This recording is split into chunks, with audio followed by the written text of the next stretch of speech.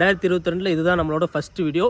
எனக்கு தெரியும் வீடியோ போட்டு ரொம்ப நாள் ஆச்சு. Sorry for the delay. இனிமேல் ரெகுலராக வீடியோ போடலாம். புது இடம், புது பேக்ரவுண்ட் எப்படி இருக்குன்னு பார்த்து சொல்லுங்கள். ஸோ நம்ம இன்றைக்கி எதை பற்றி பார்க்க போகிறோம்னா, OnePlus அவங்களோட ஃப்ளாக்ஷிப் ஃபோனான OnePlus 10 ப்ரோவை லான்ச் பண்ணியிருக்காங்க. ஸோ அந்த ஃபோனில் அப்படி என்னென்ன ஸ்பெசிஃபிகேஷன் கொண்டு வந்திருக்காங்க, ப்ரைஸ் எவ்வளோ, அந்த ப்ரைஸ் அந்த ஃபோன் ஒர்த்தா இல்லையான்ட்டு எல்லாத்தையுமே இந்த வீடியோவில் பார்க்கலாம். Let's get started. ஜென்ரலாகவே OnePlus அவங்களோட ப்ரோ வேரியண்ட்டில் டிசைன் வந்து எப்போவுமே நல்லா தான் கொடுப்பாங்க. இந்த ஃபோன்லேயுமே டிசைன் வந்து நல்லா தான் இருக்குது. இது எங்கேயோ பார்த்த மாதிரி உங்களுக்கு தோணுச்சுன்னா, சாம்சங் S21 அல்ட்ராவில் இருக்க சேம் டிசைன் ஃபேக்டர் தான் யூஸ் பண்ணியிருக்காங்க. பட் S21 அல்ட்ரா அளவுக்கு இல்லைன்றாலும் இந்த டிசைன் பார்க்குறதுக்கு நல்லாவே இருக்குது. அதுவும் அந்த க்ரீன் அண்ட் பிளாக் காம்பினேஷன் வந்து ரொம்பவே சூப்பராக கொடுத்துருக்காங்க. எனக்கு டிசைன் வந்து பிடிச்சிருக்கு. டிஸ்பிளேன்னு பார்க்குறப்ப இதில் 6.7 இன்ச்சுக்கான AMOLED டிஸ்பிளே கொடுத்துருக்காங்க. 120 ஹெர்ட்ஸ்க்கான ரெஃப்ரெஷ் ரேட் இருக்குது. HDR10+ சப்போர்ட் இருக்குது. 1300 நெட்ஸ் பீக் பிரைட்னஸுமே கொடுத்துருக்காங்க. குவாட் HD ரெசல்யூஷனோட வருது. ப்ரொடக்ஷனுக்கு பார்த்தீங்கன்னா கார்னிங்கோட Gorilla Glass Victus கொடுத்துருக்காங்க. ஸோ இது லாஸ்ட் டைம் லான்ச் ஆன சேம் டிஸ்பிளே தான், அதே சூப்பரான டிஸ்பிளே தான் கொடுத்துருக்காங்க. என்ன சேஞ்ச் பண்ணியிருக்காங்கன்னு பார்த்தீங்கன்னா, இந்த தடவை LTPO வெர்ஷன் 2 கொடுத்துருக்காங்க.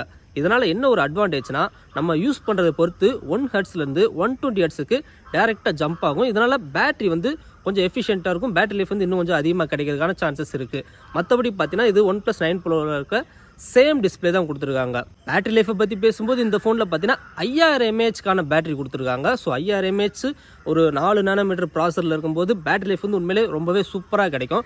ஆனால் அதை சார்ஜ் பண்ணுறது பார்த்தீங்கன்னா 80 வாட் சார்ஜர் கொடுத்துருக்காங்க. லாஸ்ட் டைம் பார்த்தீங்கன்னா 65 வாட் சார்ஜர் தான்.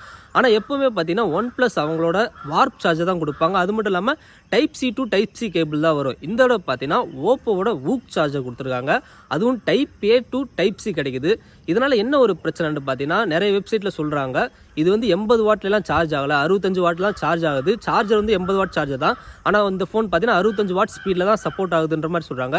இது மேபி அந்த ஓப்போட வூக் சார்ஜ் Type-Aன்றனால தான் பிரச்சனையாக இருக்குன்னு நினைக்கிறேன். மேபி இந்த ஃபோன் குளோபலாக லான்ச் ஆகும்போது OnePlusோட வார்ப் சார்ஜர் Type-C to Type-Cயோட லான்ச் ஆகிறதுக்கான சான்சஸ் இருக்குது. எதுக்காக அப்படி சொல்கிறேன்னா, இந்த ஃபோன் இப்போதைக்கு சைனா எக்ஸ்க்ளூசிவ், இந்தியாவுக்கும் அதர் கண்ட்ரீஸ்க்கும் இன்னுமே லான்ச் ஆகலை. நிறைய பேர் இம்போர்ட் தான் பண்ணுறாங்க. நாங்கள் வந்து இம்போர்ட் பண்ணலாமா ப்ரோ, எங்களுக்கு வந்து OnePlus 10 ப்ரோ வாங்கணும்னு ஆசையாக இருக்குது, நிறைய வெப்சைட்டில் இம்போர்ட் பண்ணலாம் அப்படின்னு நினச்சிங்கன்னா இப்போதைக்கு வேணாம். ஏன் அப்படி சொல்கிறேன்னு பார்த்தீங்கன்னா, இந்த சைனா எக்ஸ்க்ளூசிவ் ஃபோனில் இருக்க ஒரு பெரிய ப்ராப்ளமே பார்த்தீங்கன்னா UI. இதில் பார்த்தீங்கன்னா கலர் வாய்ஸ் தான் ரன் ஆகுது. இப்போவுமே OnePlus வந்து இந்தியாலையும் கலர் வாய்ஸ் தான் ரன் ஆகிட்டு இருக்கு. ஆனால் அதுக்கு மேலே ஆக்சிஜன் ஸ்கின் இருக்கும். இதில் வந்து அந்த ஆக்சிஜன் ஸ்கின் கூட கிடையாது. டேரெக்டாக ஒரு ஓப்போ ஃபோன் யூஸ் பண்ணுற ஃபீல் தான் உங்களுக்கு கிடைக்கும்.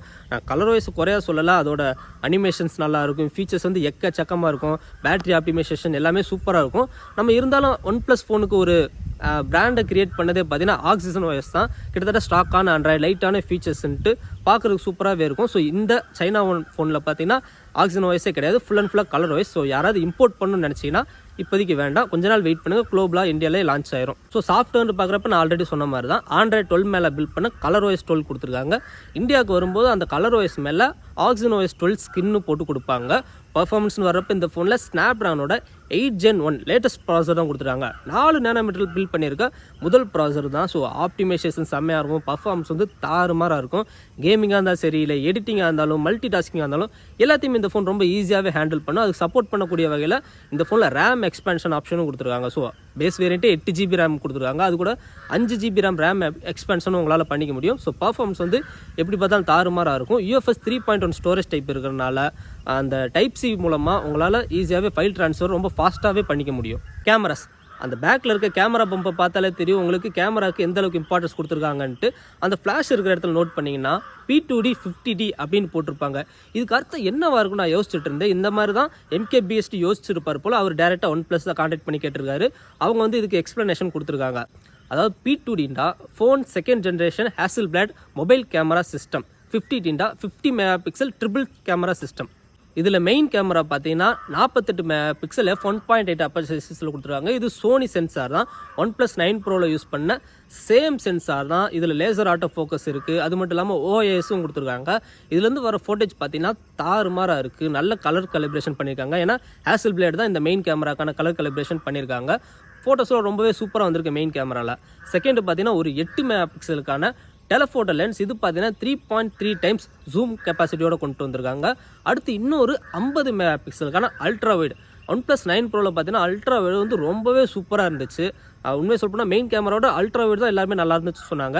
பட் இந்த ஃபோனில் பார்த்தீங்கன்னா இருக்கிறதுல ரொம்ப வைடான ஒரு லென்ஸ் யூஸ் பண்ணியிருக்காங்க. 150 டிகிரிக்கு இது ரொம்பவே அல்ட்ரா வைடாக இருக்கும். ஸோ நிறைய ஏரியா கவர் பண்ணும். எனக்கு தெரிஞ்சு மொபைல் கேமராலே இதுதான் ரொம்ப அதிகமான அல்ட்ரா வைட் கொண்ட கேமராவாக இருக்கும்னு நினைக்கிறேன். ஸோ ஆனால் பார்த்தீங்கன்னா கலர் கலிப்ரேஷன் அந்தளவுக்கு பக்காவாக இல்லை. மெயின் கேமராவுக்கும் அந்த அல்ட்ரா வைடுக்கு வந்து கலர் கலிப்ரேஷன் வந்து நல்லாவே டிஃப்ரென்ஸ் தெரியுது. மேபி இது ஒரு சாஃப்ட்வேர் அப்டேட்டில் ஈஸியாக சரி பண்ண முடியும். ஏன்னா ஹேசல்பிளேட் கூட தான் பார்ட்னர்ஷிப் பண்ணியிருக்காங்க. OnePlus 9 Proவிலே அந்த அல்ட்ரா வைடு வந்து ரொம்பவே சூப்பராக இருந்துச்சு. இந்த தடவை வைடாக கொடுத்துருக்காங்க. பட் கலர்ஸ் மட்டும்தான் கொஞ்சம் பிரச்சனை. அதை குளோபலாக இந்தியாவில் லான்ச் ஆகும்போது சரி பண்ணிடுவாங்கன்னு எதிர்பார்க்கலாம். ஃப்ரண்ட்டில் பார்த்தீங்கன்னா ஒரு 32 மெகா பிக்சலுக்கான செல்ஃபி கேமரா கொடுத்துருக்காங்க. செல்ஃபியோட ஃபோட்டேஜ் வந்து நான் நிறைய வீடியோ பார்த்துருக்கேன். எல்லா இடத்துலையுமே செல்ஃபி வந்து ரொம்பவே ஆவரேஜாக தான் இருக்குது. அந்த ஃபோட்டேஜ்லாம் பார்க்கும்போது மேபி எனக்கு மட்டும்தான் அப்படி தோணுதான் தெரியல. நீங்கள் செல்ஃபி கேமரா பார்த்து முடிவு பண்ணுங்கள். வீடியோ கெப்பாசிட்டி வர்றப்ப பேக்கில் வந்து 8K 30 FPS வீடியோ எடுத்துக்க முடியும். 4K 120 FPS வீடியோ எடுத்துக்க முடியும். ஃப்ரண்ட்டில் பார்த்தீங்கன்னா 1080p தான் சப்போர்ட் கொடுத்துருக்காங்க. மேபி அது சைனா ஒன்லின்றனால இந்தியாவுக்கு வரும்போது 4K சப்போர்ட்டோட வரும். வேறு என்னென்னலாம் இந்த ஃபோனில் கொண்டு வந்திருக்காங்கன்னா இது ஒரு 5G ஃபோன் தான். ஸோ 5G பேண்ட் சப்போர்ட் இருக்குது. டூயல் ஸ்டீரியோ ஸ்பீக்கர்ஸ் கொடுத்துருக்காங்க. NFC, Bluetooth 5.2, Wi-Fi 6 எந்த விதமான காம்ப்ரமைஸில் எல்லாமே கொடுத்துருக்காங்க. பட் 3.5mm ஹெட்ஃபோன் ஜாக் கிடையாது. SD கார்டு சப்போர்ட்டுமே கிடையாது. இந்த ஃபோன் சைனாவில் லான்ச் பண்ணியிருக்கனால IP68க்கான எந்த ஒரு ரேட்டிங்குமே இல்லை. மேபி குளோபலாக லான்ச் பண்ணும்போது IP68 வாட்டர் அண்ட் டஸ்ட் ரெசிஸ்டன்ஸும் கொண்டு வந்துருவாங்க. ஃபைனலாக ப்ரைஸிங் பற்றி பார்ப்போம். இந்த ஃபோன் சைனாவில் மட்டும் தான் இப்போதைக்கு லான்ச் பண்ணியிருக்காங்க. சைனா ப்ரைஸிங்கை இந்தியன் ருபீஸில் கன்வெர்ட் பண்ணினா வெறும் 55,000 தான் வரும். பட் OnePlus 9 Proவே இந்தியாவில் இப்போ 65,000 சேல் ஆகிட்டு இருக்கு. ஸோ மேபி OnePlus 10 Pro வந்து இந்தியாவில் லான்ச் ஆகும்போது சேம் 65,000 ப்ரைஸில் லான்ச் பண்ணுவாங்கன்னு எதிர்பார்க்கப்படுது. இந்த ப்ரைஸ்க்கு இந்த ஃபோன் ஒருத்தான்னு கேட்டீங்கன்னா கண்டிப்பாக ஒருத்து தான். ஏன்னா சாம்சங்கோட S சீரிஸ் ஆகட்டும் இல்லை ஐஃபோன் ஆகட்டும் எல்லாமே 1 லட்ச ரூபாய்க்கு மேலே போயிடுச்சு. ஸோ நம்ம ஒரு 50,000 மேலே ஒரு ஃபோன் வாங்கணும். ஆனால் 1 லட்ச ரூபா அளவுக்கு காசு போட முடியாதுன்ற பட்சத்தில் இருக்கிற ஒரே ஆப்ஷன் பார்த்தீங்கன்னா OnePlus தான்.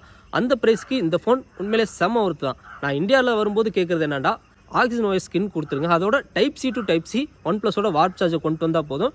கண்டிப்பாக இந்த ஃபோன் நான் எல்லாருக்குமே ரெக்கமெண்ட் பண்ணுவேன். ஸோ அவ்வளோதான் இந்த வீடியோ பற்றின கருத்துக்கள் ஏதாச்சும் இருந்தால் கமெண்ட்டில் சொல்லுங்கள். அடுத்த நல்ல ஒரு வீடியோ பார்க்கலாம். தேங்க்ஸ் ஃபார் வாட்சிங்.